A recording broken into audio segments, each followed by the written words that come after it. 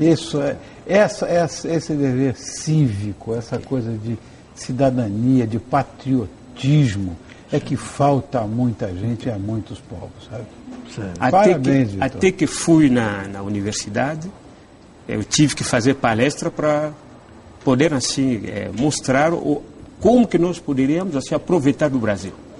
Toda a inteligência do Brasil, como é que nós podemos aproveitar. E hoje tem angolanos que estão querendo vir aqui no Brasil para poder aproveitar desse abertura que o Brasil oferece para os angolanos. Esse intercâmbio cultural que existe, em função até de eu ter essa ligação com o ministro da Educação de Angola, é uma coisa fundamental. Sim. É fundamental. Agora, uma coisa interessante, você estava falando de família e tal, a mulher angolana, ela ocupa um papel, que é bom que vocês tomem conhecimento, a mulher angolana ocupa um papel, mas de muita importância na sociedade lá de Angola. Ela é muito respeitada, isso as pessoas precisam tomar conhecimento. Sim. E ela é protagonista da sociedade. E essa relação ocorre também tanto na cidade, que a gente sabe, mas nas tribos também não? A mulher tem esse papel preponderante? Bom, isso aí pode dizer assim, o seguinte, porque mulher angolana, em geral africana, tem já aquele espírito já que dizer de ser mãe, né? Cuidadoso, as coisas deles, tanto do tribo, tanto do cidade. Mas só que a diferença é a seguinte, mulher do tribo, ele tem mais outro espírito. Por quê? Porque a mulher da cidade já tem um pouco modernizada, aquela coisa, tudo aqui, né? Mulher já da cidade, ele tem aquela coisa, aquele lance. Ele, né, tem aquela coisa, unha, isso aqui, mas mulher do tribunal, ele pega mesmo na mala. Ele já vai mesmo, vai fazer plantação de mandioca, de quê, com criança nas costas, amarrado, né, com pano. Então vive assim mesmo, essa é a realidade. Uma coisa muito forte para nós que estamos observando aqui, nós da Leimar, aqui ficamos observando uma coisa muito forte em Angola, que é a dança. Sim. Essa é uma expressão de arte que eu tenho, e ela distingue diversos gêneros, significados, formas, contextos, enfim. Essa presença constante da dança no cotidiano existe realmente, ou é só nós aqui que vemos de uma outra maneira? Como são alegres, eles dançam tanto. Não, mas em realidade porque o povo já é alegre. Tá. Ele já, pela natureza, já o povo africano em geral é alegre. Mas só que aquele muita coisa, porém, tem aquela coisa, né? Que deixa o povo mais, que fecha, porque é o caso do sistema, né? Sistema que tira aquele brilho, sabe? Sim. Aquela coisa aí, você já tem aquela alegria já, né? Que Deus já na pessoa de graça, né? Já esse é o toma. Mas só que tem alguém que está fechando essa alegria, que para você não tem mais alegria total. Certo. Exatamente isso que está acontecendo no nosso continente africano. E eu estou vendo que vocês estão vestidos tipicamente. Né? É uma coisa muito colorida, muito bonita. Tá. Essas roupas são usadas no dia a dia lá em Angola ou não? Sim, como uma roupa normal, não tem nada de ritual, não tem nada de religião. Uma coisa como a pessoa está com calça jeans ou terno, né? Normal. Não tem nada de religião no meio. A gente sempre imagina, né, que haja, porque os religiosos, assim, olha aí, ó. Olha aí, então, a dança aí, ó. Essa aí, sim, essa é minha dançarina, né? Ele é formado comigo mesmo. Ela é brasileira. É brasileira? Sim. Ela é brasileira, a Mônica, ela é brasileira. Esse aqui é o grupo, esse que trabalha nos faz, né? Demonstrar. Mas berimbau também? Berimbau? Sim. A gente pensa que berimbau é brasileiro, baiano, não. Já faz parte do nosso folclore. Até o nome foi um pouco modificado. O nome certo é Mbirimbau. Mbirimbau. Tem um M lá. Tá certo.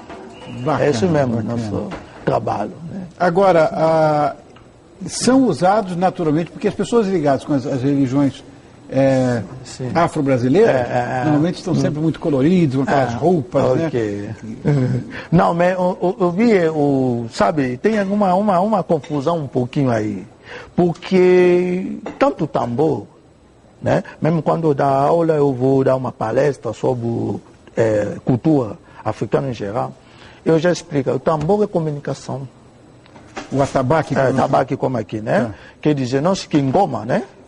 Atabaque Kingoma.